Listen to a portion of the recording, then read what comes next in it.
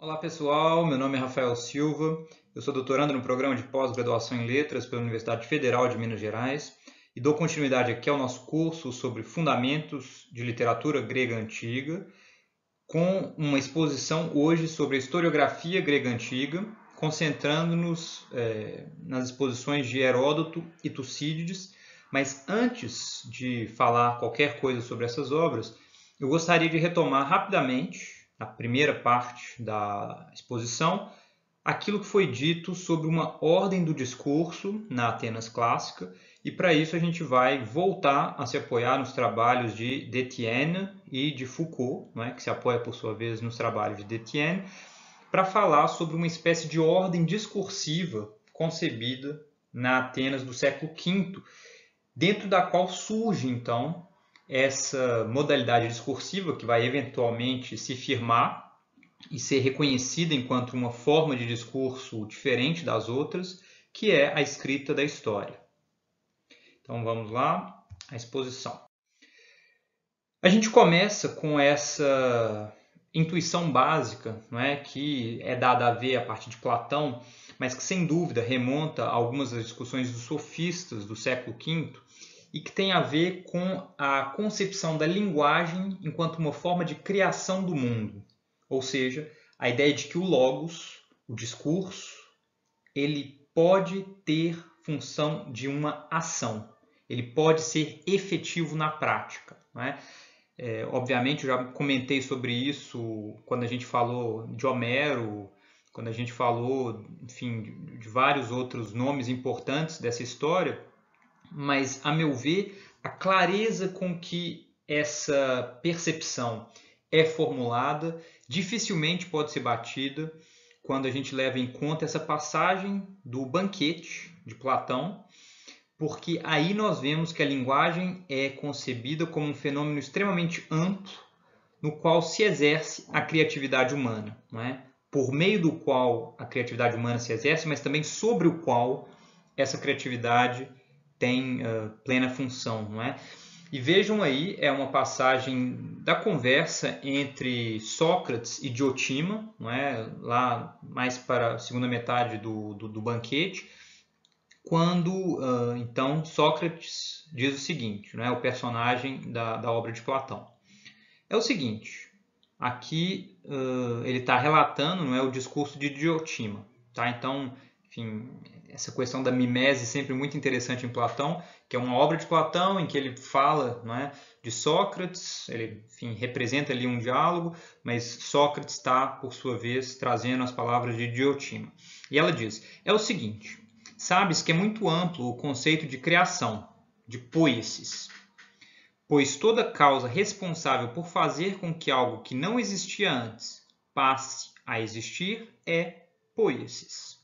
De modo que os produtos de todos os ofícios são poieses e os artesãos responsáveis por esses ofícios são todos poietai, são todos criadores. No entanto, sabes que nem todos são chamados poietai, mas que recebem outros nomes. De toda a poiesis foi destacada uma parte, aquela sobre a arte das musas e os metros, para ser chamada com o nome do todo, pois só isso é chamado de poiesis, e os que se dedicam a essa parte da poiesis são chamados de poietai. É uma passagem muito interessante para nós dentro desse curso, que se concentra em larga medida na concepção de poesia para os gregos antigos e, enfim, de alguma forma traz uma série de questionamentos para a nossa própria concepção de literatura moderna, porque aí há uma óbvia compreensão de que aquilo que nós podemos entender como poesia enquanto criação verbal, ela faz parte de um espectro mais amplo de formas de criação, que passa desde as artes até, enfim, outras manifestações, digamos, da atividade humana. E o insight dessa passagem é o de que há então uma restrição do sentido original da palavra poiesis, que é um derivado da palavra poieo, do verbo fazer. Então é um substantivo que indica processo, o processo de se fazer algo. e por meio dessa restrição, uma delimitação da palavra poiesis e de seu derivado poietes, não é, o poeta, há especificamente essa atividade que é a criação verbal poética. Tá? E por que eu estou dizendo que essa é uma intuição importante para o que eu vou dizer na sequência, à luz das nossas considerações lá sobre uma nova ordem do discurso na Atenas clássica? Porque a concepção de linguagem como forma de criação, ela perpassa todo esse período e, obviamente, a poesia, ela desfruta a princípio, né, se a gente pensa no que representaram Homero e Hesíodo para essa cultura clássica, a forma de criação verbal por excelência. E isso é muito importante ser levado em conta porque quando Platão escreve uma passagem como essa, a gente poderia lembrar de outras passagens da República, mesmo do Ion, do Fedro. O que está em jogo, em larga medida, é esse prestígio de que desfruta a poesia enquanto forma de criação que leva ao pensamento. De alguma forma, Platão está questionando os pressupostos por trás dessa ideia, a fim de reivindicar para o seu próprio discurso, para aquilo que ele tenta, de alguma forma, defender como a nova forma de compreensão do mundo, que é, por um lado, dialética, por outro, não é, o seu veículo, que é o diálogo socrático, em detrimento desse legado anterior. Muitas vezes a gente vê os dois trabalhando lado a lado, não é? Os personagens do diálogo socrático se apoiando nessa tradição poética. Mas em vários desses diálogos há sim uma competição em termos de reivindicação epistemológica. Qual discurso é mais apto a dizer a verdade? E aqui, obviamente, eu já mencionei o livro do Marcel Detienne, não é? Mestres da Verdade, que é muito importante para muito do que tem sido exposto, né, nessa concepção de uma ordem do discurso nesse período, a partir de uma espécie de herança do que foi, enfim, a poesia arcaica. E Michel Foucault, não é? Eu sei de todos os problemas historiográficos que Foucault, enfim, de alguma forma padece na maior parte de suas obras, não é? Mas acho que suas intuições elas são muito ricas e nesse caso específico, não é? Quando ele, apoiado nesse livro do Marcel Detienne, publicado pouco antes, escreve lá a sua aula inaugural ao Collège de France, né, em 70, a Ordem do Discurso, ele traz algumas reflexões muito interessantes para nós que vamos então tentar incorporar criticamente, tentando historicizar aquilo que em Foucault aparece de forma quase estruturalista, não é? Quase descolada de um contexto ou, eventualmente, enfim, pousando em alguns contextos à guisa quase de explicação ou de exemplificação. E com isso eu pretendo então sugerir de que forma a história, ou se quiserem a historiografia, surge dentro dessa ordem do discurso que herda do período arcaico todo um vasto legado de poesia, sobretudo poesia épica, mas outras formas também, e como o trabalho de modelagem, né, o trabalho de poiesis em cima desse legado possibilita o surgimento de algo novo que é a historiografia, a escrita da história. A intuição fundamental de Michel Foucault nessa célebre aula que eu mencionei pode ser aqui evocada proveitosamente, lembrando das ressalvas que eu fiz, para que compreendamos o rumo dessas considerações. Diz ele lá a certa altura da sua exposição. Suponho que em toda a sociedade a produção do discurso é ao mesmo tempo controlada, selecionada, organizada e redistribuída por certo número de procedimentos que têm por função conjurar seus poderes e perigos, dominar seu acontecimento aleatório, esquivar sua pesada e temível materialidade. Nós vamos ver como essa ordem do discurso na Atenas clássica se vale de uma série de procedimentos para controlar, não é, esses discursos, mas aqui indo um pouco além do que sugere o Foucault, para potencializar a capacidade de veridicção, né, de dizer a verdade desses discursos para um objeto específico, que é o passado recente ou o passado mais antigo, mais recuado. E no que diz respeito a essa ordem do discurso na Atenas clássico, retomo aqui uma passagem que eu já citei anteriormente, não é, nesse curso, nessa aula que eu mencionei, do nosso curso de Fundamentos, quando ele diz, aqui muito influenciado pelo livro do Detienne, cuja leitura eu recomendo vivamente, não é, Mestres da Verdade, ele diz o seguinte: ainda nos poetas gregos do século VI, o discurso verdadeiro, no sentido forte e valorizado do termo, o discurso verdadeiro pelo qual se tinha respeito e terror, aquele ao qual era preciso submeter-se porque ele ainda reinava, era o discurso pronunciado por quem de direito e conforme o ritual requerido. Era o discurso que pronunciava a justiça e atribuía a cada qual sua parte. Era o discurso que, profetizando o futuro, não somente anunciava o que ia se passar, mas contribuía para a sua realização, suscitava a adesão dos homens e se tramava assim com o destino. Se eu faço uma breve pausa, a gente pode pensar na produção poética do período arcaico, por um lado, em Hesíodo, Homero, não é, a tradição examétrica sobre a qual nós já tanto falamos, mas também a produção que veio a ser chamada de lírica, não é? E que tem uma influência considerável nos rumos da política desse período, em inúmeras, digamos, empreitadas de âmbito religioso, tá? No culto.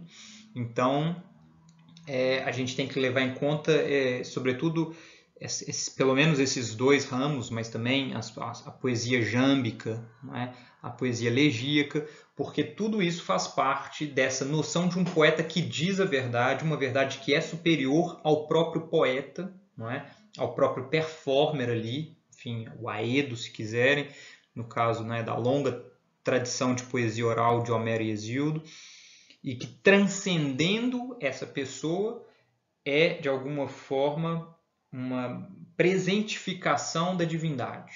Tá? Ora, eis que um século mais tarde, no século V, a mais elevada verdade já não residia mais no que era o discurso ou no que ele fazia, mas residia no que ele dizia. Chegou um dia em que a verdade se deslocou do ato ritualizado, eficaz e justo, de enunciação, para o próprio enunciado, para seu sentido, sua forma, seu objeto, sua relação com a sua referência. Entre Hesíodo e Platão, uma certa divisão se estabeleceu, separando o discurso verdadeiro e o discurso falso. Separação nova, visto que, doravante, o discurso verdadeiro não é mais o discurso precioso e desejável, visto que não é mais o discurso ligado ao exercício do poder, o sofista é enxotado. Porque, enfim, como a gente viu lá nessa aula sobre a Atenas clássica, a forma de exercício do poder dentro de uma democracia como a ateniense, obviamente se valia do discurso, mas não mais do discurso poético, inspirado, tal como no período arcaico. Esse discurso ainda continuava a ter alguma validade, mas ele foi começando a ser restringido cada vez mais a certas áreas, enquanto outras passavam a ser ocupadas por novas formas discursivas que emergiam pouco a pouco do legado do período arcaico. Ou seja, esse foi um período de drásticas mudanças. A passagem da verdade como incumbência do poeta inspirado divinamente para uma concepção de verdade que passava a ser, portanto, discutida publicamente. Lembre-se, a concepção de democracia ateniense, ela para os nossos padrões é extremamente restrita, não é? Ela excluía mulheres, ela excluía estrangeiros, enfim, como boa parte de nós, enfim, dos países modernos ainda exclui, mas totalmente, não é? Lá era totalmente, não tinha nenhuma ideia de green card ou qualquer coisa que o valha, não é? Naturalização. Crianças, não é? Enfim, a partir de certa idade, só que poderiam participar as pessoas, obviamente, as pessoas escravizadas e por aí vai. Mas, à luz de seu próprio contexto histórico, essa democracia era extremamente ampla, né? Ela abarcava uma quantidade de pessoas que tinham direito à palavra muito maior do que em outras formas de governo desse mesmo período. E, nesse sentido, o logos, né, essa palavra que se dirige publicamente, ela passa por uma série de transformações que refletem e, de alguma forma, estão em tensão com essas mudanças político-religiosas, econômicas, das quais nós já falamos. Continuando aqui com o Detienne, não é? Ele diz, vejam, como Detienne e Foucault, enfim, nesses textos estão dialogando de forma muito próxima, né? Por sua função política, o logos se torna uma realidade autônoma, submetida às suas próprias leis. Uma reflexão sobre a linguagem elabora-se em duas grandes direções. Por um lado, sobre o logos como instrumento das relações sociais. Por outro, sobre o logos como meio de reconhecimento do real. A retórica e a sofística exploram a primeira via, forjando técnicas de persuasão, desenvolvendo a análise gramatical e estilística do novo instrumento. A outra via é o objeto de uma parte da reflexão filosófica. A palavra é o real, todo o real. Então vejam como o Detienne está propondo que, a partir de uma tradição poética, de alguma forma se bifurca em duas tradições mais caracteristicamente da prosa, não é? Por um lado a retórica, por outro a filosofia, e obviamente ainda, não é, imiscuídas aí no meio dessa bifurcação, a gente poderia sugerir a permanência de formas poéticas novas, mas enfim, transformadas, não é? Como a poesia trágica, a poesia cômica, enfim, o próprio Dithyrambo e por aí vai, tá? É preciso se dar conta de que esse é um longo processo e que essas categorias em vários momentos se entrecruzam. A própria historiografia é uma dessas formas que, por um lado, se converte num instrumento de investigação do real, o real histórico, né, o passado, e por outro, eventualmente tem influência sobre o presente. Tá? A dimensão retórica dentro da história é algo que permanece durante muito tempo. Eu vou mencionar isso no final da apresentação, mas só para vocês terem uma ideia de como a historiografia, a escrita da história, emergeria enquanto discurso nesse momento, à luz do que diz o Detienne para o século V em Atenas. As novas modalidades do discurso mencionadas por Detienne, retórica, sofística e filosofia, poderíamos acrescentar outros gêneros e subgêneros, como a historiografia, o diálogo socrático e o tratado filosófico. Segundo Jennifer Wise, que tem um livro chamado Dionysus Writes, Dioniso escreve, em que ela defende essa tese, de que a escrita é uma condição fundamental para o desenvolvimento da tragédia na Grécia Antiga. Ela diz que teríamos ainda que refletir sobre a tragédia, a comédia e o drama satírico como gêneros de discurso que pretendem empregar o logos tanto como instrumento das relações sociais, quanto como meio de reconhecimento do real. Porque a tese da Jennifer Wise, e eu acho isso muito instigante, é a de que essa palavra pública, poética, como é a tragédia, a comédia, etc., ela é, por um lado, um instrumento de divulgação de certas ideias, de defesa de certas perspectivas, mas, por outro, ela é ela própria uma forma de investigação da realidade, uma forma de perscrutar determinados fenômenos que são de ordem moral, religiosa, enfim, por aí vai. Enfim, mesmo outras, gnoseológica, epistemológica. E, então, à luz dessa sugestão da Jennifer Wise, a gente vê como a proposta do Detienne ela pode ser complexificada, não é? Mas, a meu ver, ela é bastante interessante, para além de certo esquematismo, porque ela explica uma série de fenômenos que, pelo menos à luz do que nos chega, preservado pela tradição, é muito complexo.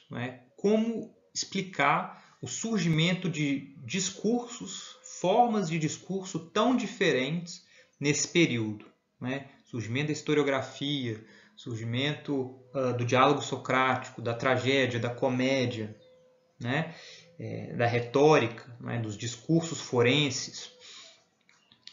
A meu ver, quando a gente leva em conta essa série de transformações históricas, porque os atenienses passaram, não é, entre os séculos 7 e 5 a.C., é possível compreender essa transformação de um discurso divinamente inspirado, dizedor de verdades, para o que passa a ser uma nova ordem do discurso extremamente complexa.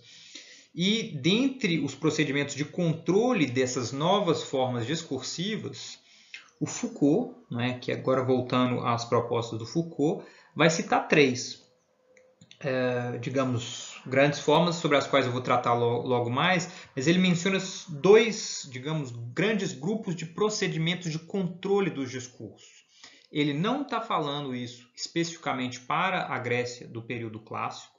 Na verdade, ele cita alguns exemplos, às vezes mencionando a Grécia, mas às vezes já mencionando a modernidade, e isso cai naquele problema de às vezes, uma historicização meio relaxada, não é?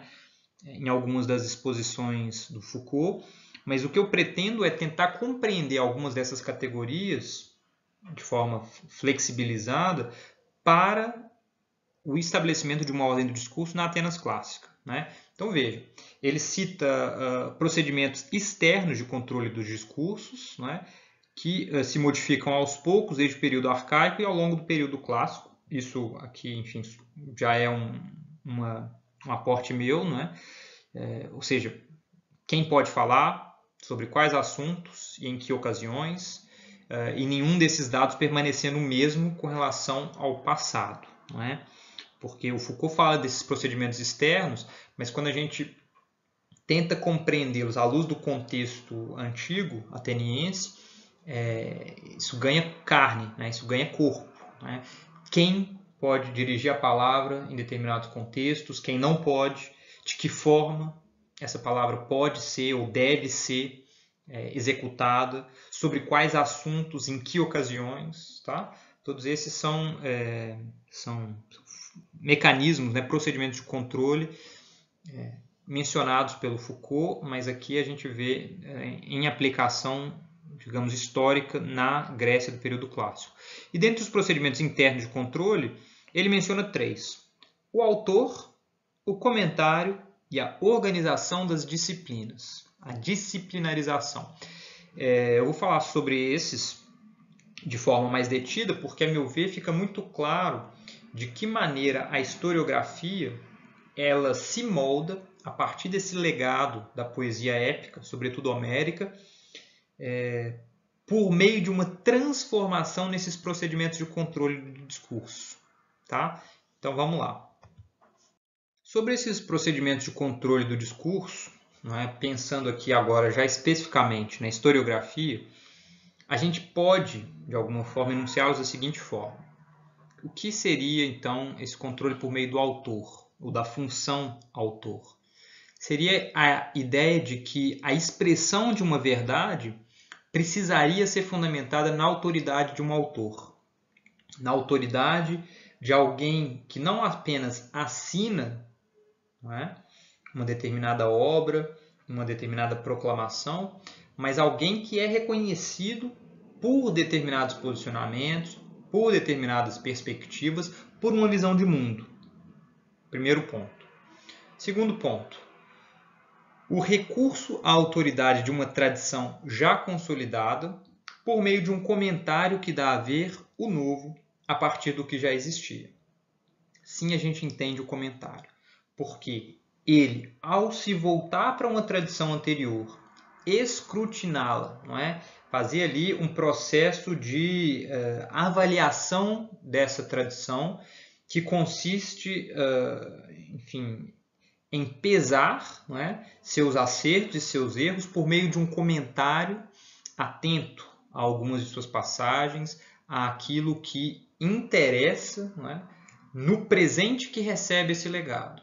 Não é à toa que nós vamos ver inúmeras formas de comentário a Homero, sobretudo a partir de fins do século VI, mas florescem de forma esplendorosa no século V, como uma forma, por um lado, de canonização desse autor. Né? Homero já é elevado a uma categoria de autor educador da Grécia nesse período, mesmo antes a gente poderia dizer.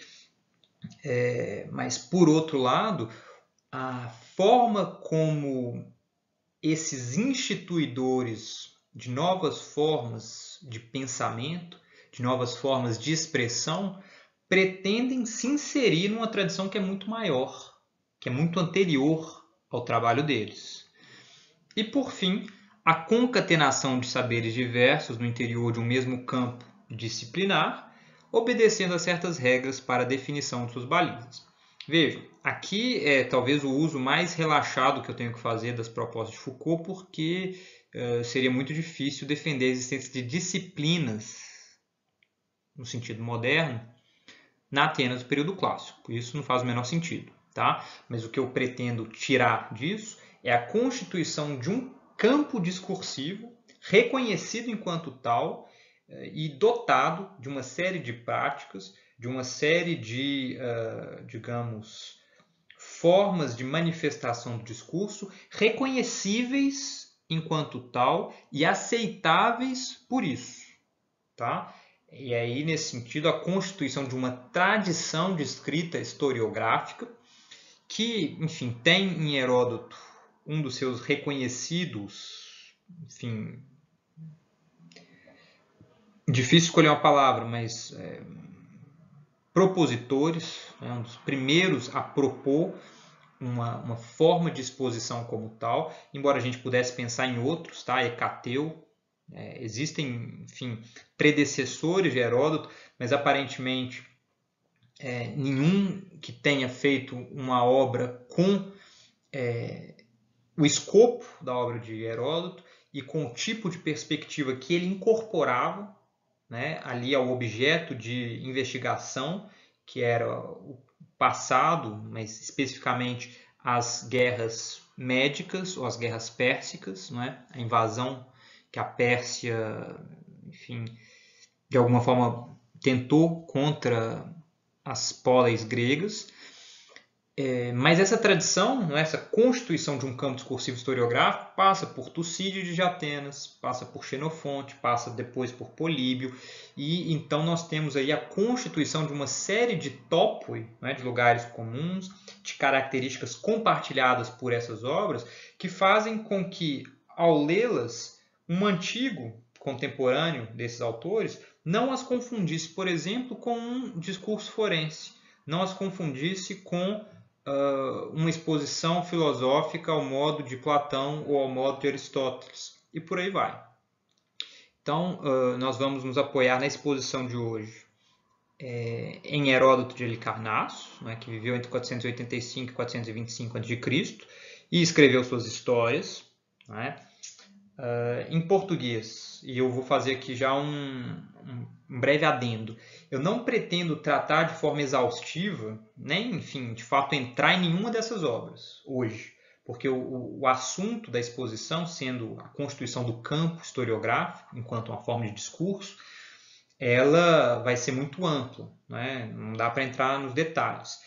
A minha ideia aqui é, num curso de Fundamentos de Literatura Clássica, grega, antiga, que a gente tenha uma visão de conjunto para que as pessoas interessadas possam sim fazer incursões nas obras específicas, nas obras que lhe parecerem interessantes. Eventualmente, para um trabalho futuro, eu penso em propor ainda vídeos específicos dedicados à obra de Heródoto, à obra de Tucídides, depois à obra de Xenofonte, porque todas elas merecem exposições muito mais detidas do que a que eu vou propor aqui hoje. Só a guisa de explicação, para que as pessoas então interessadas possam procurar, caso elas queiram.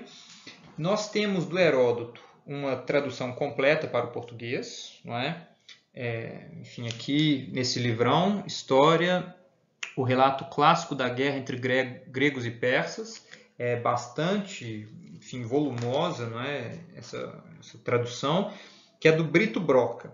tá? É uma tradução interessante, assim, muito boa para o público em português, né, brasileiro, porque ela é completa.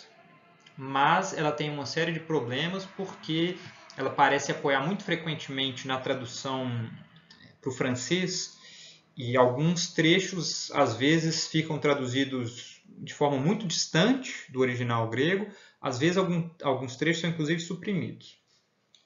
Contornando esse problema, nós temos a nova tradução da professora Maria Aparecida de Oliveira Silva, tá? Nesses volumes muito simpáticos da editora Edipro. Vocês vejam lá. Ela tem, então, traduzido pouco a pouco diretamente do grego. Ela é uma professora que, enfim, fluente em grego, oferece cursos de grego. E ela tem traduzido pouco a pouco cada um dos 9 livros de Heródoto. Isso, enfim, obviamente tem que ser louvado, porque é uma empreitada enorme e a tradução é muito boa, tá? Ela é munida de muitas notas, tá? Vocês podem ver aqui, cada página sempre tem muitas notas. Eu tenho os 3 primeiros volumes, tá? Ela já lançou, salvo engano, o 4º e o 5º já está para sair. E em breve ela vai completar os 9 volumes. O único problema, não é, dessa tradução é que ela não está completa ainda. Então a gente tem que esperar para poder ler integralmente. Em todo caso, quem eventualmente se dedicar à leitura do Heródoto vai compreender muito rapidamente que ali esse historiador ele se propõe a contar a história da invasão da Pérsia, organizada pela Pérsia, contra Atenas e outras polis gregas. Mas ele não vai direto ao ponto. Não é? O Heródoto ele é um historiador muito interessante, não é? Enfim, à luz do que é a concepção de historiador da antiguidade, porque ele traz muitos dados complementares que hoje nós entenderíamos como próprios da antropologia, da etnologia, e por aí vai, tá? Eventualmente até de uma sociologia, porque ele se propõe a entender o início digamos, da inimizade, o início das ofensivas entre o que para ele já é concebido como Ocidente e Oriente. Isso é um dado interessante, não é? O Said, no orientalismo, cita o Ésquilo, né, como um dos primeiros a formular essa ideia de um choque de civilizações, mas isso fica muito claro também ali no início das histórias do Heródoto, quando ele fala de um choque entre Ocidente e Oriente, que remontaria ao rapto de Europa, ao rapto de Helena, e por aí vai, não é? Ao rapto dessas mulheres, sempre por povos cruzando essa fronteira entre Oriente e Ocidente.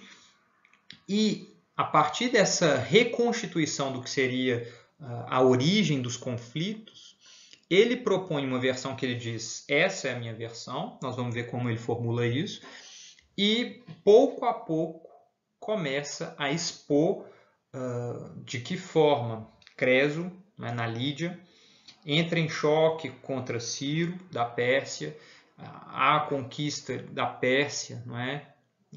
Enfim, sobre toda a região da Jônia, e pouco a pouco, então, entram em conflito os gregos contra os persas, e nesse longo, digamos, discurso que Heródoto faz à guisa de introdução do conflito, ele percorre basicamente todos, enfim, com algum exagero, mas todos os domínios da Pérsia, que naquele período era um império absolutamente imenso, né? que enfim, passava por Egito, passava por Índia, passava por, enfim, inúmeras regiões, a Sítia, e nos livros iniciais das histórias de Heródoto, ele nos conta inúmeras curiosidades interessantíssimas do Egito, da Lídia, da Pérsia, da Índia, da Sítia e por aí vai, de várias regiões dos entornos do que era o mundo conhecido pelos gregos, não é? e histórias fantásticas, tá? Anedotas, relatos, fala dos animais, enfim, é uma forma de escrita muito interessante, e até que ele, no livro 5, chega de fato ao conflito entre persas e gregos, e até o livro 9, esses conflitos são relatados nas suas diferentes etapas, tá? Então fica aí a sugestão de leitura. Já Tucídides de Atenas, né, que viveu entre 460 e 400 a.C., escreve a história da Guerra do Peloponeso. É um livro também bastante volumoso, né, em 8 volumes, em 8 livros, né, segunda divisão que nos chega. E o que nós temos em português, essa tradução completa do Mário da Gama Cury, tá? História da Guerra do Peloponeso.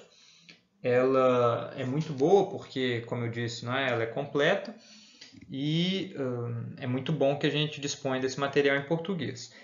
Ela, contudo, padece de alguns dos problemas da tradução do Brito Broca, embora, a meu ver, ela seja mais bem realizada de modo geral.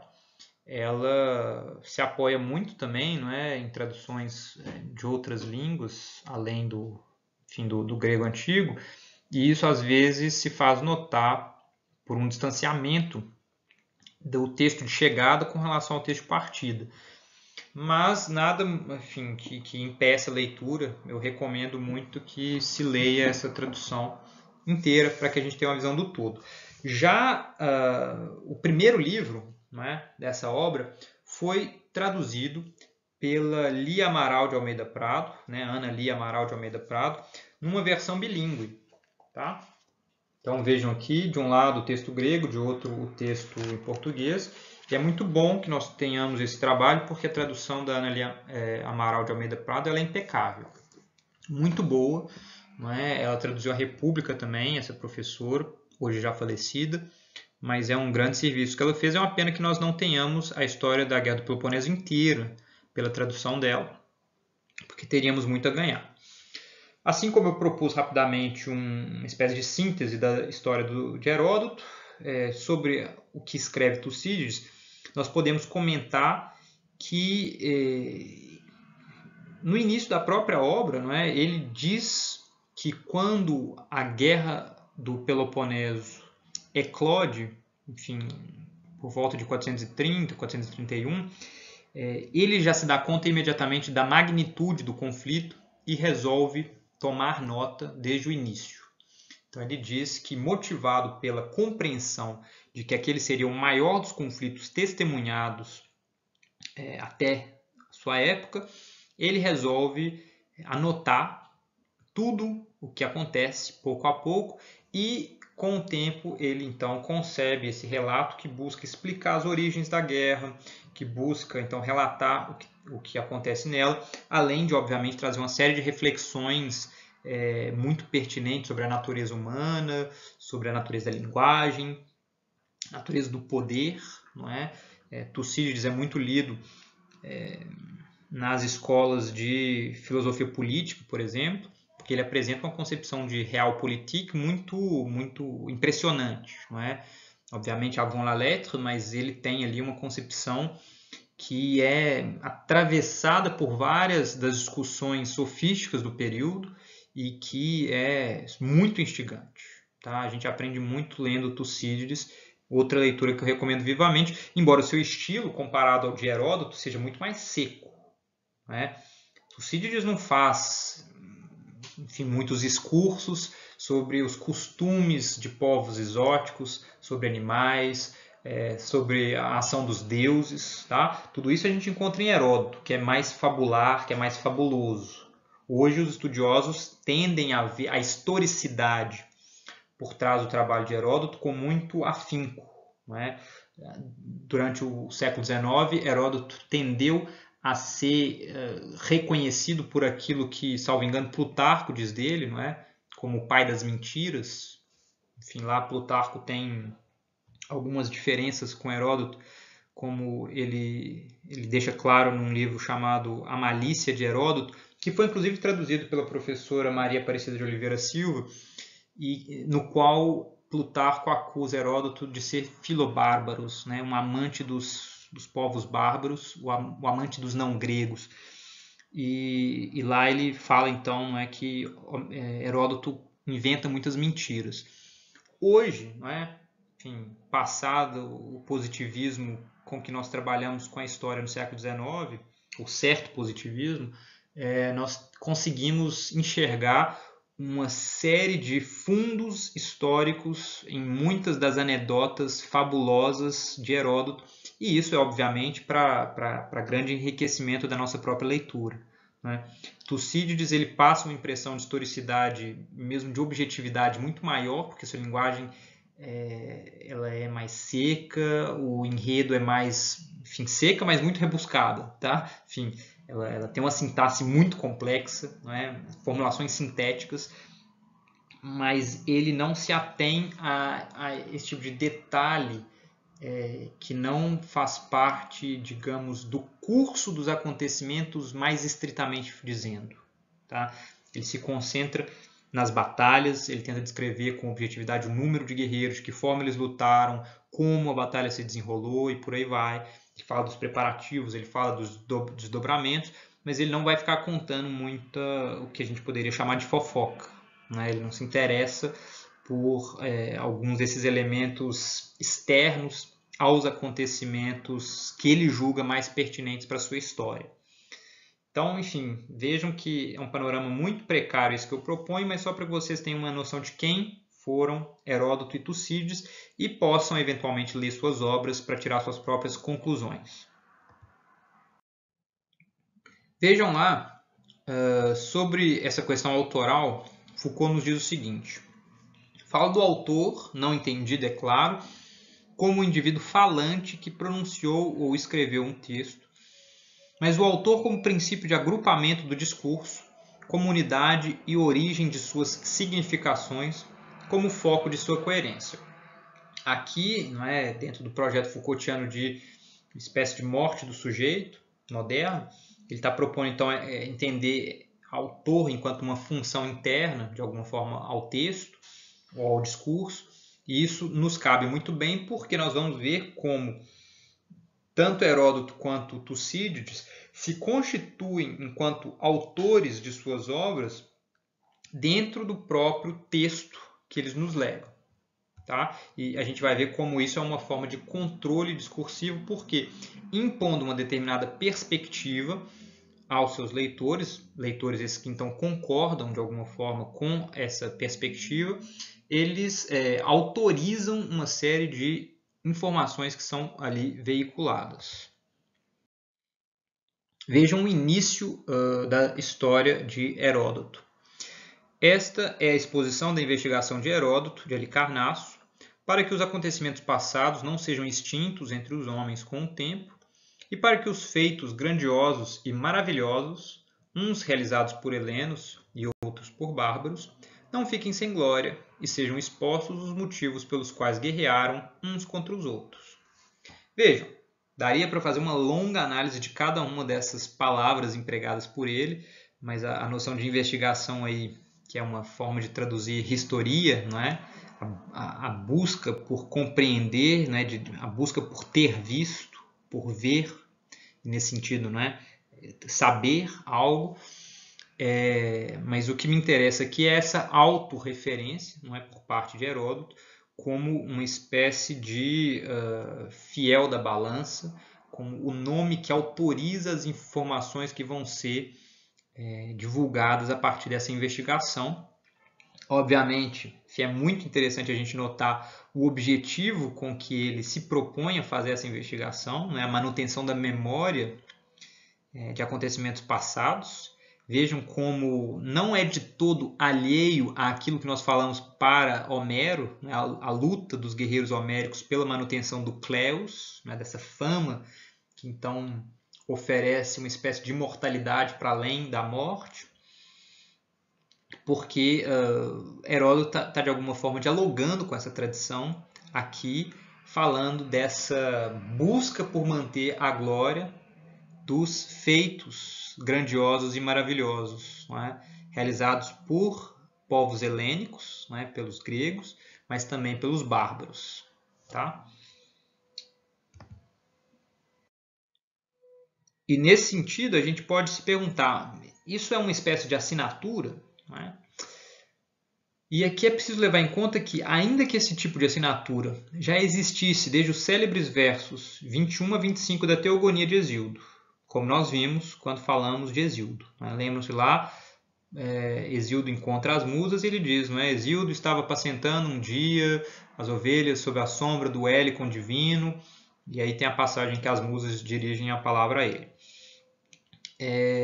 Além de ter sido retomado por poetas como Safo, né, que no fragmento 1 faz referência a si mesma, não é? No seu encontro com Afrodite, e mesmo por Teógenes, que tem a famosa esfraguis, não é? Mas o selo em que ele marca seu nome ali no verso. Mas vejam que a partir do momento em que obras colocadas por escrito reivindicam o nome de um determinado autor, a partir do qual elas se articulam em torno de um determinado propósito e de perspectivas de mundo pessoais, temos um mecanismo de controle do discurso que é diverso daquele vigente para a composição oral, como era o caso da tradição hesiódica, da métrica de Safo ou da hexamétrica de Teógenes. Não hexamétrica, né? No caso de Teógenes, a tradição de poesia elegíaca. Não é? Mas, em todo caso, essas modalidades de poesia oral, elas trazem, sim, uma perspectiva. Não é? Tanto é que a gente pode falar de uma tradição hesiódica para além da existência física, real, efetiva, histórica de um Hesíodo. Né? Porque, justamente no âmbito desse corpus que nos chega atribuído a Hesíodo, nós conseguimos compreender ali uma figura que é a responsável por uma perspectiva sobre o mundo. Essa figura sobre a qual nós já falamos, austera, que preza o trabalho, que fala das lutas e das dores da vida, mas das recompensas que encarar de forma digna essas lutas oferece. E então nós temos ali também, obviamente, algo da ordem dessa figura autoral. Mas vejam como a transposição da forma de expressão oral para a forma de composição escrita muda um pouco a figura, porque aquela figura, ela de alguma forma ganha corpo.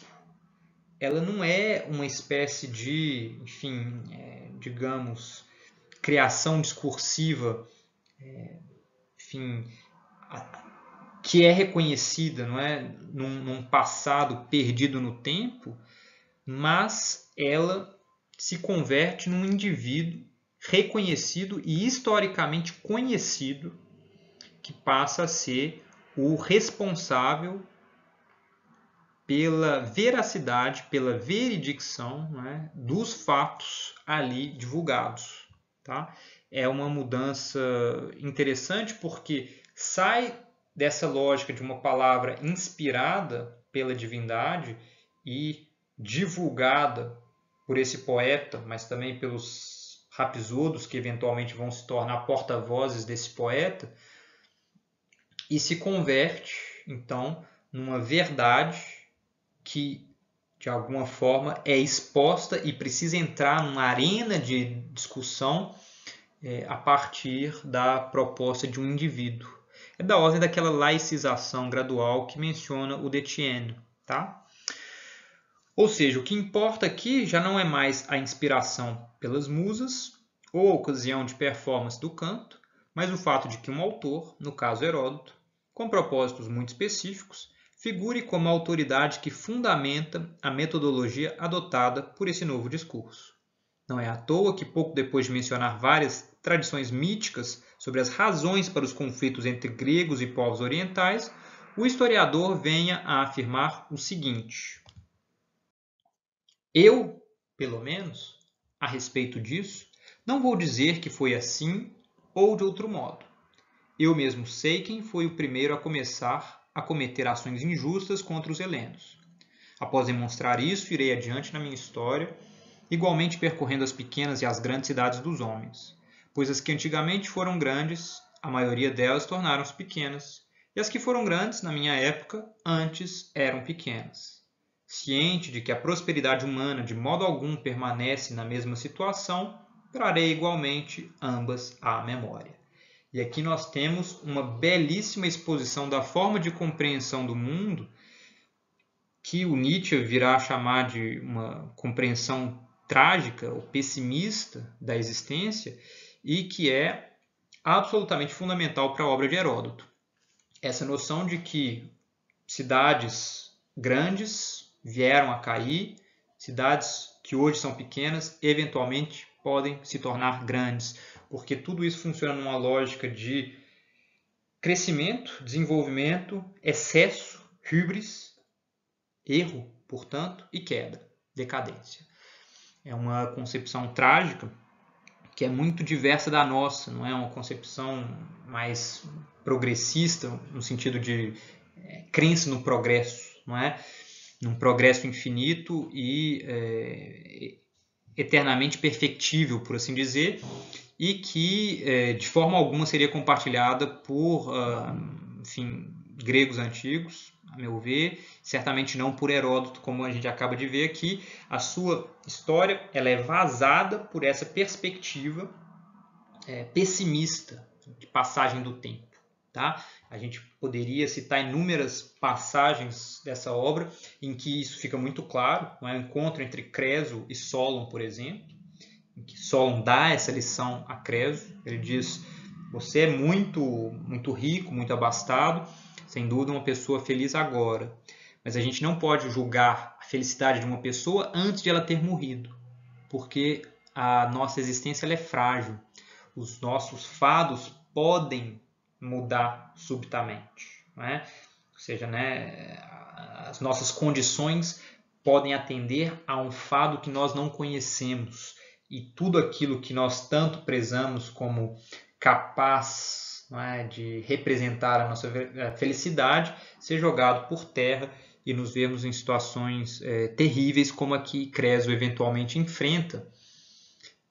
Mas a gente poderia pensar em inúmeras outras, tá? Eu pensei nessa, Polignoto, enfim, há muitas passagens em que essa visão trágica de mundo do Heródoto fica clara e ela é de alguma forma autorizada por essa assinatura ali no início da obra. Vejam, por outro lado, o que diz Tucídides também no início da sua obra. E aqui, né, nós começamos a distinguir uma primeira característica, mas junto dela uma série de características formais da historiografia, da escrita da história. Não é? Essa assinatura no proêmio, no exórdio, na introdução da obra, por assim dizer, conformando, autorizando o que vai ser dito, mas conformando uma espécie de visão de mundo. Tá bem? Vejam lá. Tucídides de Atenas escreveu a guerra dos Peloponésios e Atenienses, como a fizeram uns contra os outros. Começou a narração logo a partir da eclosão da guerra, tendo prognosticado que ela haveria de ganhar grandes proporções e que seria mais digna de menção do que as já travadas, porque verificava que, ao entrar em luta, uns e outros estavam no auge de todos os seus recursos e porque via o restante do povo helênico enfileirando-se de um e outro lado, uns imediatamente, outros pelo menos em projeto.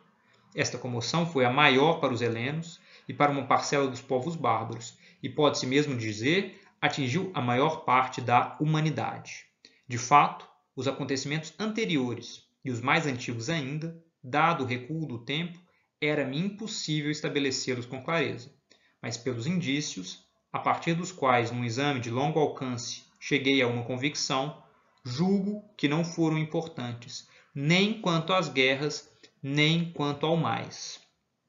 Vejam aí essa exposição incrível, né, em que Tucídides, por um lado, assina sim essa obra, né, ele se marca enquanto uma perspectiva que vai trazer esses acontecimentos, mas ele se demarca de forma muito interessante tanto de Heródoto como seu precursor primeiro, mas poderíamos dizer mesmo de Homero, seu primeiro precursor, não é? aquele maior responsável pela educação dos gregos, porque ele parece, não é, se inserir nessa tradição de tentativa de recuperação da memória com relação a eventos do passado, de uma escrita da história, dessa investigação do passado, mas ele, por um lado, defende a, digamos, excepcionalidade do objeto que ele pretende tratar na sua obra, que é a Guerra do Peloponeso. Né? Ele tenta demarcá-la como a maior dentre todas as que jamais ocorreram e, enfim, na sua ânsia por defender isso, ele, enfim, chega a abarcar ali a humanidade. Não é? Ele diz que afeta toda a humanidade. Obviamente, essa é uma concepção, enfim, um pouco restrita, não é? Obviamente enviesada pelas experiências de mundo dos gregos desse período. E mais ainda, não é? Ele faz uma espécie de crítica às histórias que pretendem remontar para além das possibilidades de documentação ou de conhecimento por parte do historiador. Ou seja, ele faz aqui uma defesa da escrita da história recente, daquela que foi de alguma forma vivenciada pelo historiador ou que tem documentos, testemunhos ainda capazes de reconstituir a possibilidade de falar desses acontecimentos. Aqui, obviamente, enfim, ele parece visar Heródoto, mas de alguma forma também Homero, não é? E toda uma tradição que começava a se constituir de escrita do passado. Tá? Isso é muito rico aqui para a gente, embora o que me interesse mais é essa ideia então, de Tucídides como esse autor que autoriza, não é, um discurso com o rigor que ele expõe desde o início. Tá? Vejam que essa espécie de proêmio ela é também muito sintética, não é? Ela é muito rica e cada uma dessas palavras é plena de significados que nós poderíamos explorar longamente aqui. Tá? Ou seja, por meio do discurso, Tucídides já conforma o tipo de abordagem que ele vai propor por oposição a outras que ele considera menos válidas, menos pertinentes. É uma forma de demarcação da sua própria instância autoral.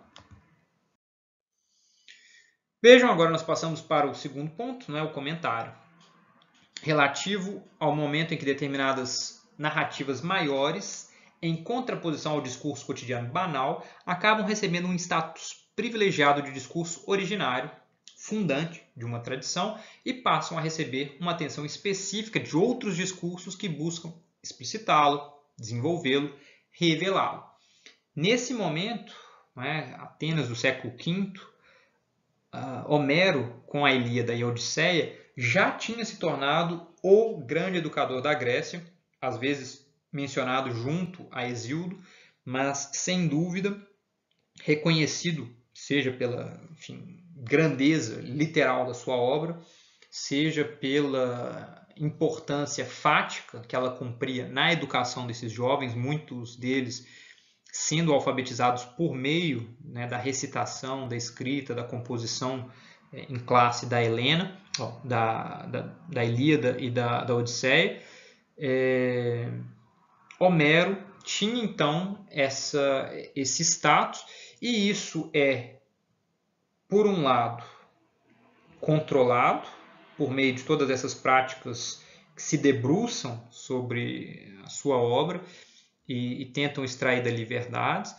Por outro, de alguma forma responsável por permitir o surgimento de novas formas discursivas, elas ligadas, buscando de alguma forma se ancorar nessa produção anterior por meio de comentários.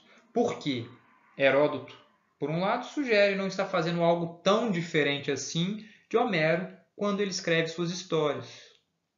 Tucídides ele se demarca de Homero, se demarcando de Heródoto, dizendo, veja como são radicalmente diferentes os nossos procedimentos. E aí ele faz o comentário. Então, enfim, o comentário não necessariamente precisa ser da ordem de um comentário filológico moderno. Muitas vezes não é.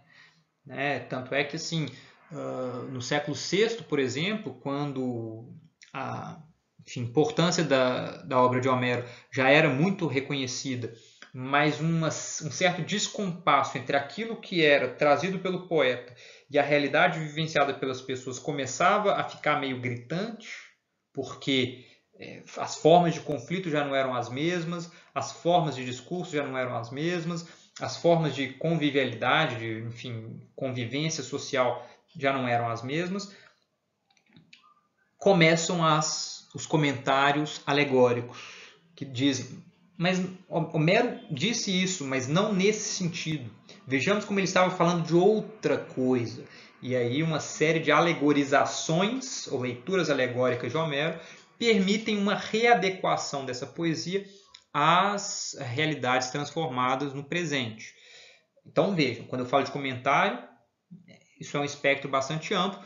Heródoto, nós veremos, ele de alguma forma se afilia a Homero, ele faz comentários na lógica de uma tentativa de explicitar, de encontrar ali verdades talvez escondidas, verdades não trazidas à superfície do poema, enquanto Tucídides muitas vezes faz comentários para se demarcar. Mas vejam, são posicionamentos dos autores, construídos dentro do texto. Ou seja, são posicionamentos relativos a uma concepção de história, relativos a uma concepção de passado, de documento, de... Tudo bem? Então, não é um acaso que a tradição de comentários aos textos homéricos conheça um florescimento impressionante a partir do século V, quando, então, Homero já desfruta de um status absolutamente canônico e considerado fundamental para o desenvolvimento dessa cultura. Tá? Homero, enfim, isso para além de qualquer dúvida, é a grande referência de toda a poesia grega desse período. Vejam o que Heródoto diz lá no segundo livro das Histórias, no parágrafos 116 e 117. Os sacerdotes relataram que assim, né, o segundo livro das Histórias é dedicado ao Egito, então ele está falando de sacerdotes, enfim, de um determinado templo no Egito, relataram que assim Helena chegou até Proteu. Toda essa discussão sobre Helena de Troia, enfim, Proteu, que a gente encontra em obras de Eurípides, mas no Elogio de Helena, de Górgias, enfim, em outras obras do período também. E aqui Heródoto está de alguma forma entrando nesse debate, tentando ler muito atentamente Homero para sugerir qual a relação entre Helena e o Egito. Então ele diz, os sacerdotes relataram que assim Helena chegou até Proteu. Parece-me que também Homero conhecia esse relato, mas, porque este não era conveniente para a sua epopeia, ele utilizou o outro, até o ponto em que lhe era permitido, mostrando que também conhecia essa história. E isso é evidente conforme ele compôs na Ilíada, e em nenhum outro verso ele se retrata, sobre o desvio de Alexandre, Paris, que quando ele retornava com Helena, foi desviado para outro território e chegou a Sidon, na Fenícia. E é feita uma menção disso na Aristeia de Diomedes, e os seus versos dizem o seguinte: de onde vinham os véus de ricos bordados, trabalhos das mulheres sidônias, as que o próprio Alexandre, semelhante aos deuses, trouxe de Sidon, navegando pelo vasto mar, por seu percurso trazendo Helena, de pai ilustre. Então vejam aí uma leitura muito atenta do Heródoto para trazer elementos para essa discussão sobre a veracidade, ou enfim, a plausibilidade dessa versão segundo a qual Helena, né, teria passado pelo Egito, ou teria ficado no Egito.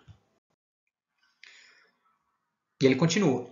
E ainda faz menção a isso na Odisseia, nos versos seguintes. Tal remédio, sábio, teve a filha de Zeus, eficaz, que lhe deu Polidama, esposa de Tom, uma egípcia, campos que lhe produzem inúmeros remédios, muitas misturas eficazes e outras muitas nocivas. E quando Menelau diz a Telêmaco estas palavras: no Egito, ainda ali os deuses me detinham, embora ansiasse retornar, visto que não lhes sacrifiquei os 100 bois perfeitos. Em tais versos é evidente que ele conhecia o desvio de Alexandre para o Egito, pois a Síria faz fronteira com o Egito, e os fenícios, os que são de Sidom, habitam na Síria. Conforme esses versos, e por essa referência exata sobre esse território, é evidente que os versos de Cantos Cíprios não são de Homero, mas de outro qualquer.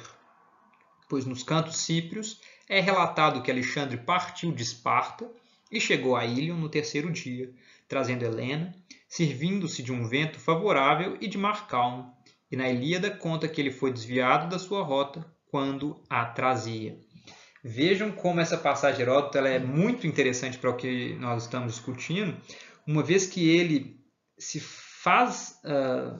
vale de instrumentos do que hoje nós poderíamos chamar crítica textual, a fim de atribuir ou não um poema que tradicionalmente era atribuído a Homero, embora houvesse dúvidas já, a partir de informações de coerência interna, tá? De coesão, por assim dizer, das informações dentro do texto.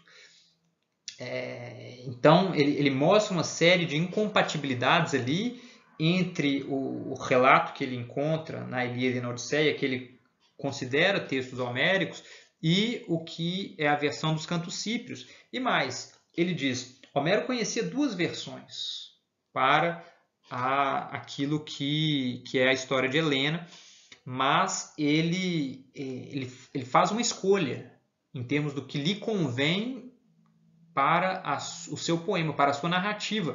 Olha, de alguma forma é como se Heródoto estivesse fazendo um comentário sobre o seu próprio procedimento histórico, quando ele menciona 1, 2, 3, 4, enfim, algumas versões de uma história e faz uma opção por uma delas, em termos narrativos. Tá?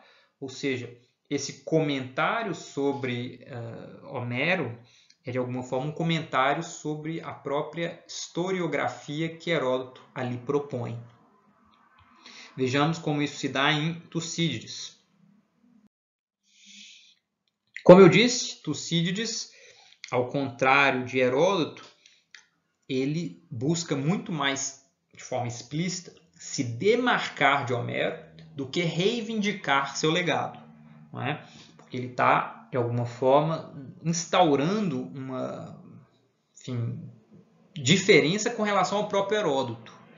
Então, essas suas explicitações de uma demarcação de diferença para com Homero visam, de alguma forma, também Heródoto e buscam estabelecer uma nova forma de exposição da história que, a seu ver, parece mais pertinente.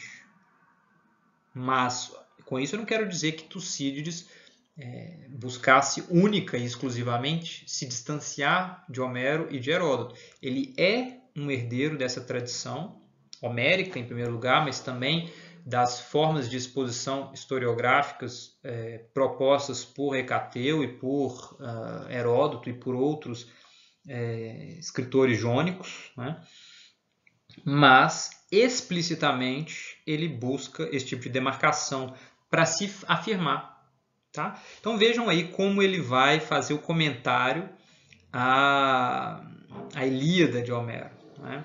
Tentando então afirmar o caráter excepcional do seu próprio objeto de história, né?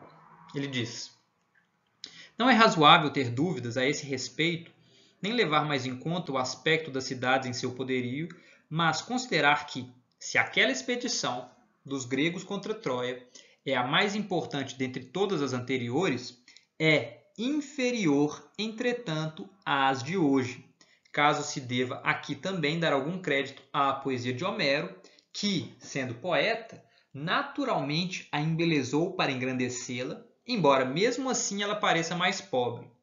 Ele, na tripulação total dos 1.200 navios, faz figurar 120 homens nos navios dos beócios e 50 nos navios de Filoctetes, indicando, penso eu, os maiores e os menores.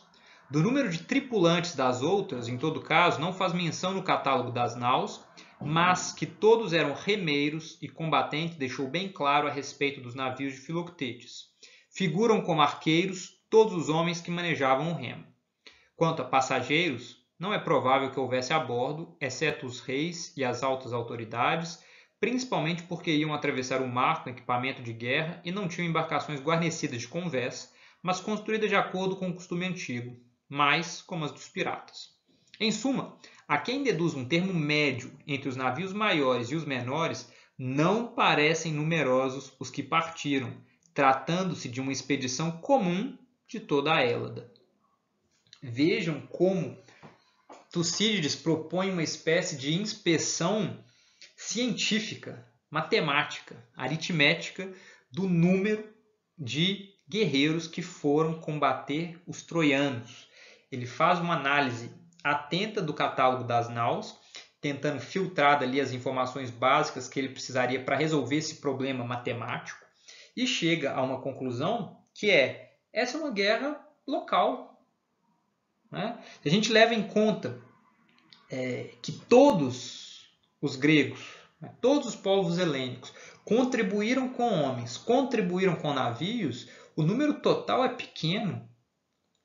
O tamanho dessas poleis nesse período era pequeno, quando comparado com aquilo que nós vamos ver nos dias de hoje, com aquilo que serão os conflitos hoje. Uma batalha qualquer, de alguma forma, supera o que aconteceu em Troia. Então vejam como Tucídides se vale de uma série de expedientes comuns ali, a sua educação, a sua formação em âmbito ateniense, sofístico, com, enfim, discussões efetivamente sofisticadas, não é? De linguagem, de filosofia, dos conhecimentos de aritmética, astronomia e por aí vai, e incorpora isso à inspeção que ele faz, essa tradição que ele busca filtrar a fim de se demarcar, a fim de mostrar as suas próprias diferenças com relação a ela. E nesse sentido, a tradição de comentário a Homero, não é? Ela indica para nós nesse período algo mais amplo do que simplesmente a constituição da historiografia enquanto um campo discursivo, porque outros trechos poderiam ser acrescentados a estes, tá? De obras compostas no mesmo período, como por exemplo o Teeteto de Platão, ou várias passagens do Ion, do Protágoras, do Górgias e da República, nas quais verdadeiros debates de exegese poética instalam-se entre os interlocutores, sejam eles rapsodos, sofistas ou filósofos. Ou seja, a função de comentário sobre a poesia homérica nesse momento, ela cumpre uma função muito importante para a maior parte desses discursos, tá? Seja por parte daqueles que querem, de alguma forma, se valer de seu prestígio para reivindicar o próprio prestígio, como a gente vai ver em algumas exposições de sofistas que tentam ali, ou de rapsodos que tentam ali fazer a exegese, né, a interpretação desses versos, trazer a performance, mas mais do que isso, trazer a verdade contida ali, mas também por parte daqueles que querem se demarcar dela, como é o caso de Tucídides, como é o caso de Platão, porque eles se valem de vários dos seus expedientes, mas explicitamente buscam distanciar-se a fim de dizer que aquilo que eles fazem é novo e mostrar de que forma essa novidade é instaurada em seus discursos. Tá? Então, é muito importante notar isso. E como eu já mencionei anteriormente, eu pretendo me limitar aqui, dando por evidenciada essa ideia, ou seja, a ideia de que o comentário se difundiu como prática de controle interno dos discursos a partir do século V, ainda que as raízes da prática sejam mais antigas, não é? Contando com Xenófanes, por exemplo, ou com as interpretações alegóricas de Homero desenvolvidas em resposta às suas críticas já no século VI a.C. Ou seja, não estou dizendo que o século V inaugura essa tradição de comentário, mas que aí essa tradição cumpre uma função muito importante para muitos discursos diferentes, dada a importância que Homero adquirira, né, nesses anos, nessas décadas seguintes ao século VI, onde ele já cumpria de alguma forma essas mesmas funções, tá? Mas de forma mais localizada, mais específica em alguns nomes. E aqui nós estamos nos aproximando da minha proposta para hoje, não é? É o terceiro ponto mencionado lá pelo Foucault, não é? Dos procedimentos internos de controle dos discursos, quando ele fala desses novos campos disciplinares. Obviamente eu uso disciplina aí entre aspas, pelas razões que eu já mencionei anteriormente. Nós não temos a constituição de uma disciplina enquanto instituição de educação na antiguidade, porque o sistema educacional grego antigo é muito diferente do que nós conhecemos hoje, com a democratização, a modernização, essa necessidade de educar muita gente a partir então de um aparelho estatal, não é? Que institui efetivamente disciplinas que passam, enfim, por uma espécie de estabelecimento de um currículo, temas, obras, autores, uma instituição física, não é? As salas de aula, os professores, todo um aparato muito sofisticado. Nada disso faz sentido quando a gente fala sobre a Grécia Antiga. Tá? Então, quando eu estou dizendo aqui de novos campos disciplinares, são novos campos do saber, novos campos discursivos. Mas vejam lá o que o Foucault diz e que, a meu ver, pode ser resgatado com essas ressalvas, então usando o que ele diz de forma relativamente flexível ou flexibilizada. A organização das disciplinas se opõe tanto ao princípio do comentário como ao do autor. Ao do autor, visto que uma nova disciplina se define por um domínio de objetos, um conjunto de métodos, um corpus de proposições consideradas verdadeiras, um jogo de regras e de definições de técnicas e de instrumentos. Tudo isso constitui uma espécie de sistema anônimo à disposição de quem quer ou pode servir-se dele, sem que seu sentido ou sua validade estejam ligados a quem sucedeu ser seu inventor. Mas o princípio da disciplina se opõe também ao do comentário. Em uma disciplina, diferentemente do comentário, o que é suposto no ponto de partida não é um sentido que precisa ser redescoberto, nem uma identidade que deve ser repetida. É aquilo que é requerido para a construção de novos enunciados. Para que haja disciplina, é preciso, pois, que haja a possibilidade de formular e de formular indefinidamente proposições novas. A meu ver, enfim, o Foucault, ele aqui não é de todo feliz na proposição que ele faz, mas, a meu ver, a gente consegue resgatar ainda alguma ideia válida para o que é a nossa exposição. E a minha discordância do que ele propõe é que, mesmo esse sistema disciplinar sendo anônimo, não é? Porque, de alguma forma, o reconhecimento de uma série de procedimentos de investigação da verdade, de veridicção, de análise, por aí vai, tudo isso passa pela instância de uma comunidade de sujeitos. Tá? Esses sujeitos são, obviamente, no caso aqui estudado, composta por Heródoto, Tucídides, seus ouvintes, seus eventualmente alunos, seus contemporâneos, que leem e se debruçam sobre aquilo e vão ter diferentes opiniões e vão eventualmente chegar a uma série de lugares, digamos, compartilhados sobre o que é falar sobre o passado, o que é falar sobre o passado de forma crível, o que é falar a verdade sobre o passado, por aí vai. Tá? Então, a meu ver, não há uma dicotomia ou uma oposição entre esse estabelecimento de um novo campo discursivo, como a história ou a historiografia, e a afirmação da figura do autor.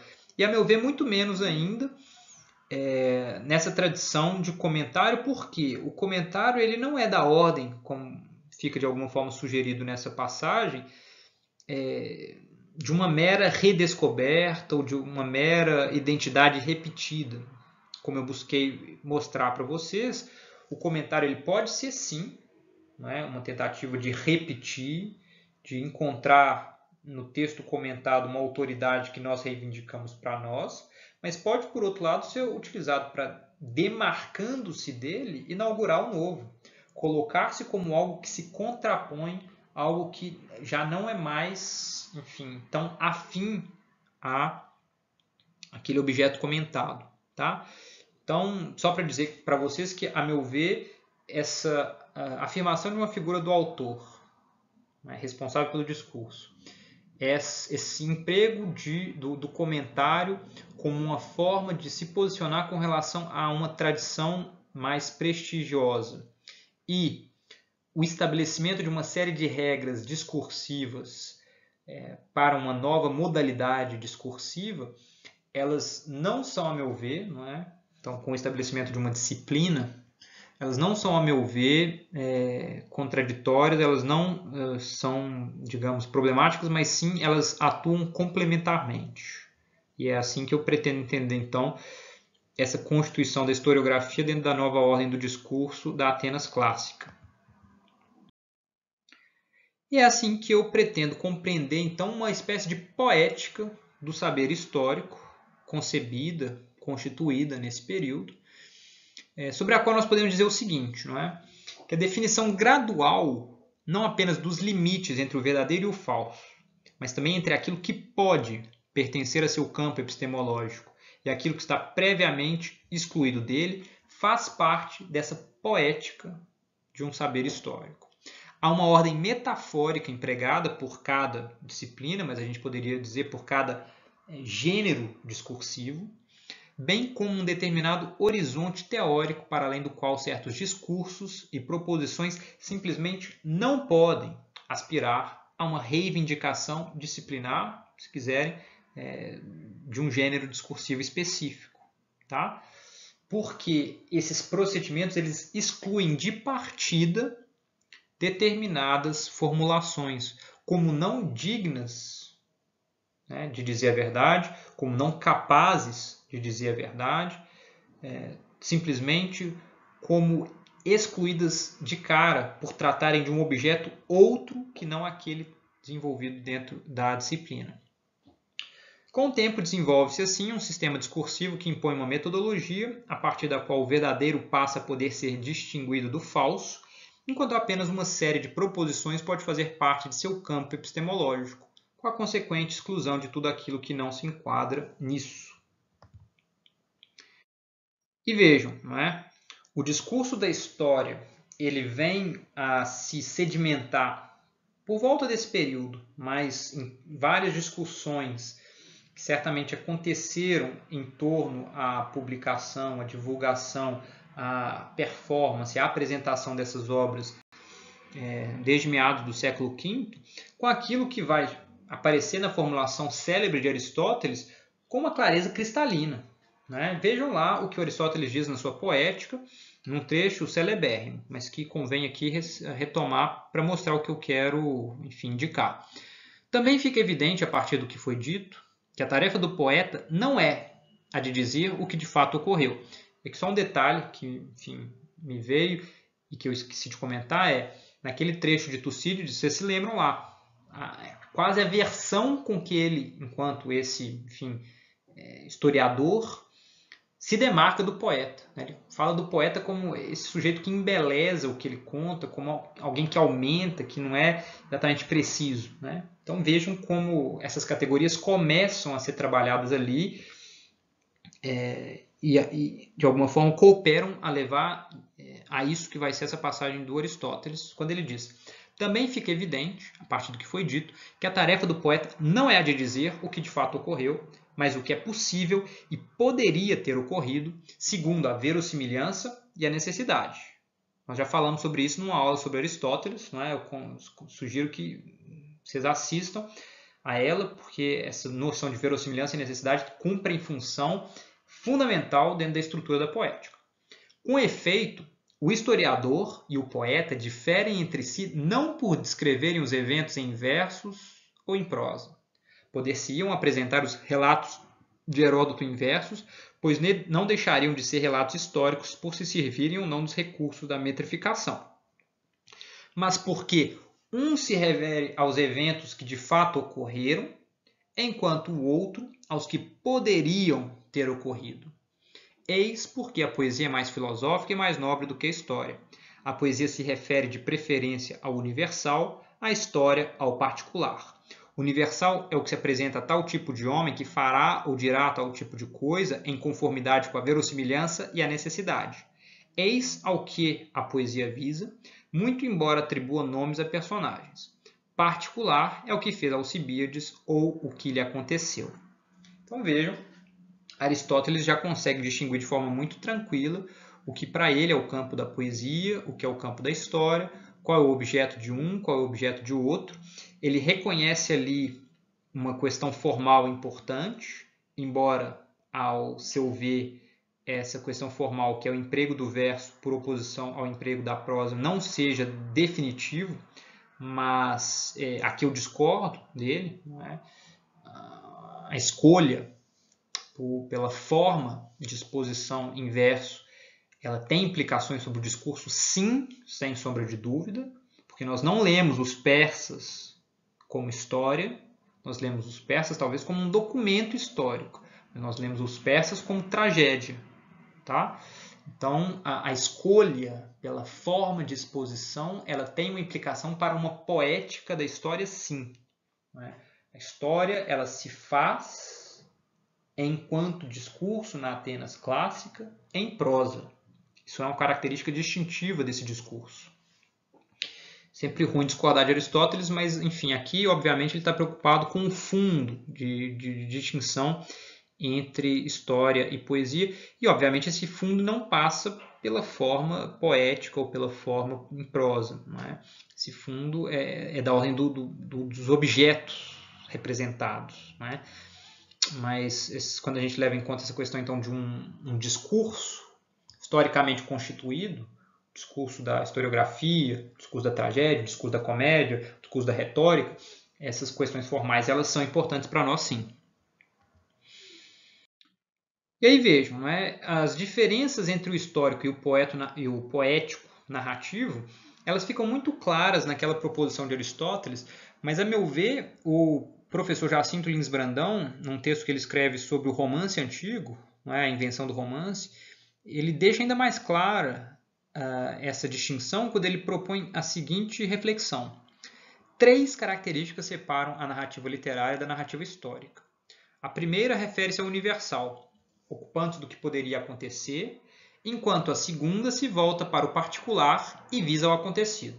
Primeira diferença, universal versus particular. Não é? Universal na poesia, porque visa ao que poderia ter sido, particular na história, porque visa ao que aconteceu. Não é? Acabado, fechado, ali e pronto. Segundo ponto. A primeira organiza segundo os critérios de verossimilhança e necessidade, enquanto a segunda, conforme as ações tenham acontecido num determinado tempo. Então, verossimilhança e necessidade para a poesia. Obviamente, aqui são as categorias aristotélicas, né? Ele está trabalhando com a ideia de que uma ação, ela, para ser crível para o público, ela tenha que se dar segundo uma série de expectativas desse público, do que é o verossímil, do que convém ali, e nesse sentido, numa ação que necessariamente se desenvolve a partir de determinados pressupostos, então trabalhando dentro da lógica da verossimilhança e da necessidade, enquanto a história, não.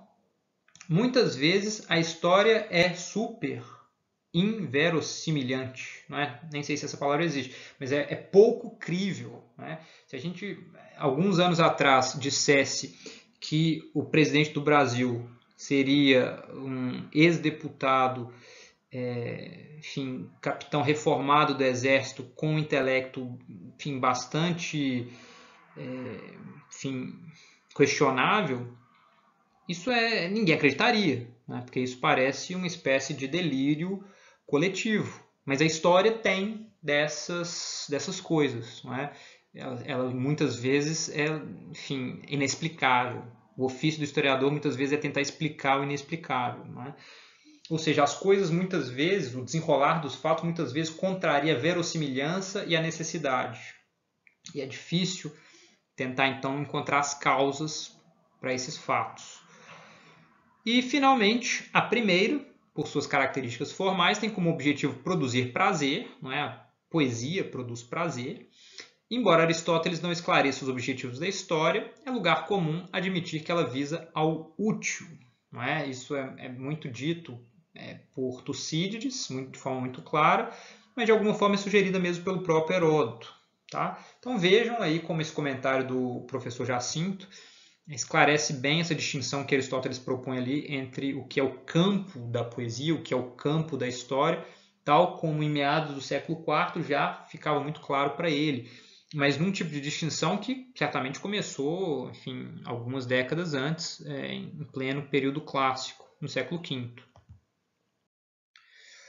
E aqui eu gostaria já de, enfim, caminhar para o encerramento dessa exposição, dando um exemplo da objetividade, não é, de Tucídides, e que é muito interessante para que a gente, enfim, modalize um pouco dessas categorias, tal como proposta ali por Aristóteles, porque muitas vezes essa ideia de que a história trata do acontecido e a história e a poesia do que poderia acontecer, da fabulação, do mito, elas precisam ser, na prática, um pouco flexibilizadas, porque vejam o que o Tucídides diz aqui no parágrafo 22 do primeiro livro da sua História da Guerra do Peloponeso.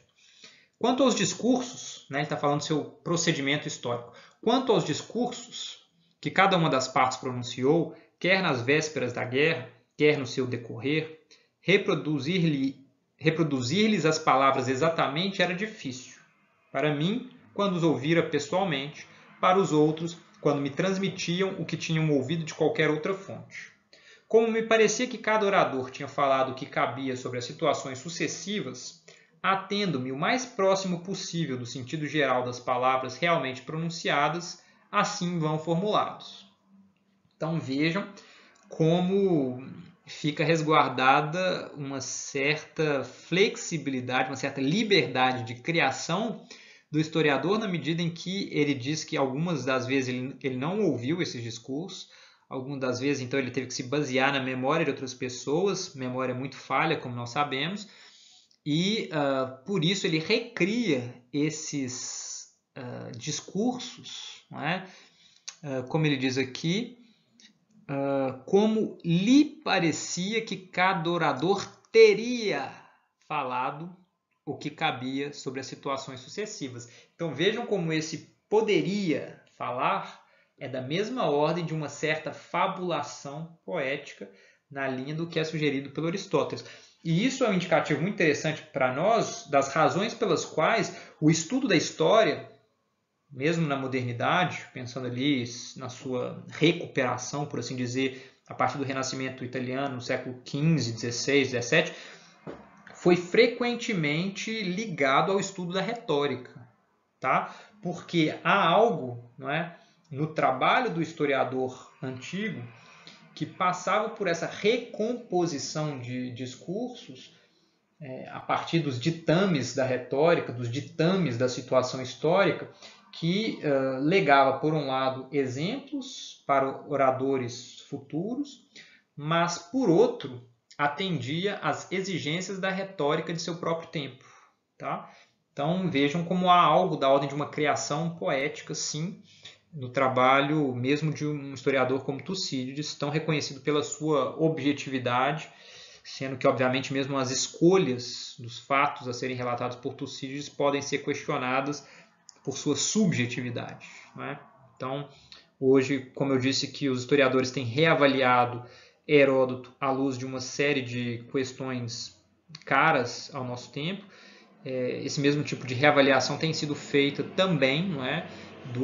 Da espécie de aceitação muito franca da obra de Tucídides como historicamente objetiva, nas releituras feitas hoje em dia, não é? Porque a gente tem cada vez mais compreendido as preocupações pessoais, não é? Os vieses do tipo de história que ele propõe. Então, isso é importante se levar em conta caso vocês queiram ler a obra, é importante ter isso em vista.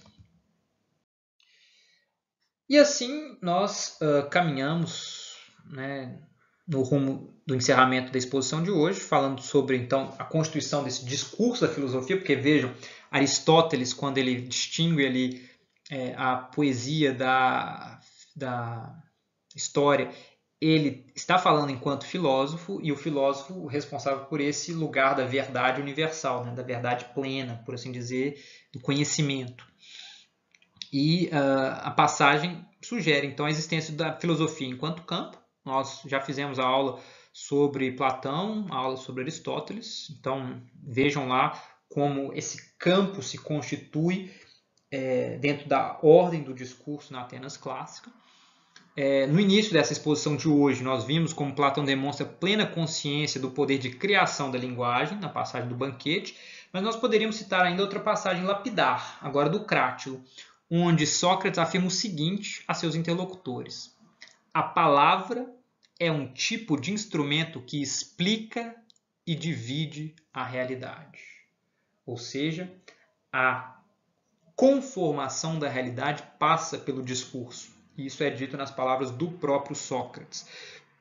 É muito interessante que essa mesma consciência, ou seja, a consciência de que a linguagem muda, de que a linguagem afeta a realidade, de que a linguagem tem efetividade, de alguma forma subjaz ali numa passagem importante de Tucídides, quando ele fala dos efeitos de revoluções sobre a linguagem. E eu gostaria de encerrar essa exposição de hoje com essas palavras profundamente agudas para nós, brasileiros, né? Em vista de nosso nefasto presente nesse Brasil de 2020, de pandemia de Covid-19, já mais de 100 mil pessoas mortas de Covid-19. Esse Brasil de 2020, que a gente teve como ministro da Educação Weintraub, né? Esse Brasil de Bolsonaro, né? Terrivelmente complicado para nós em termos de realidade, de escândalo, é um escândalo após o outro, coisas verdadeiramente escabrosas em todos os níveis, não é? O Salles no meio ambiente é uma coisa assustadora, a Damares no Ministério da Família, da Mulher, não é? É assustador o que aconteceu recentemente, não é? Com a exposição de uma vítima de um crime horrendo que é o estupro, enfim, uma vítima menor, de idade muito jovem. Enfim, então eu queria terminar aqui hoje com essas palavras de Tucídides que, enfim, para nós são de fato muito agudos, porque a gente reconhece imediatamente a situação de desgaste, de desgraça que nós vivemos hoje. Enfim, fica aí o convite à leitura da obra tanto de Heródoto quanto de Tucídides. Eu vou acabar com a leitura desse trecho, tá? Depois passar só para a bibliografia e assim eu encerro a exposição de hoje. Assim, as cidades começam a ser abaladas pelas revoluções, e as que são atingidas por estas mais tarde, conhecendo os acontecimentos anteriores, chegam a extravagâncias ainda maiores em iniciativas de engenhosidade rara e em represálias nunca antes imaginadas. A significação normal das palavras em relação aos atos muda segundo os caprichos dos homens. A audácia irracional passa a ser considerada lealdade corajosa em relação ao partido. A hesitação prudente se torna covardia dissimulada. A moderação passa a ser uma máscara para a fraqueza covarde. E agir inteligentemente equivale à inércia total.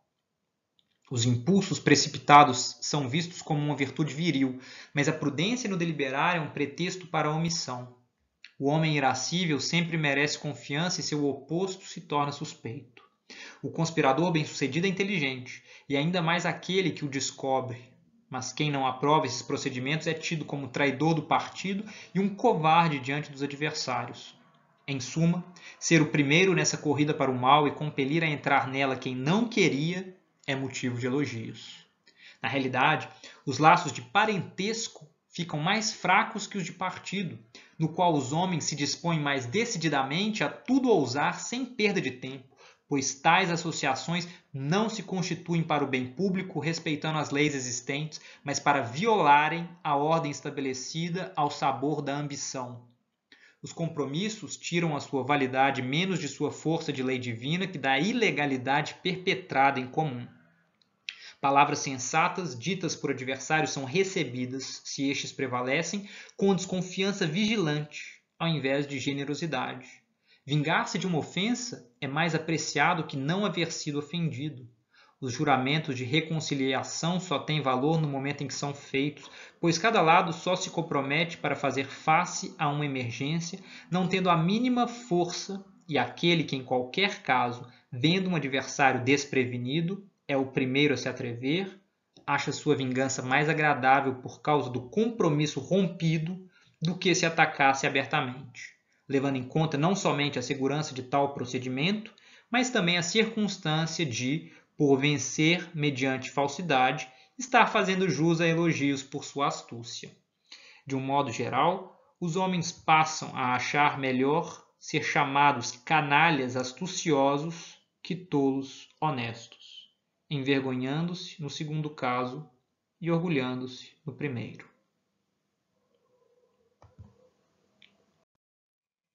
Com essas palavras terríveis para nós, porque reconhecidas, não é? A gente tem uma experiência de déjà vu. A gente encerra a exposição aqui com as referências, não é? As obras consultadas, algumas delas já mencionadas anteriormente ao longo do nosso curso. Aqui mais algumas. E eu agradeço muito a quem chegou até aqui. Um forte abraço e até a próxima.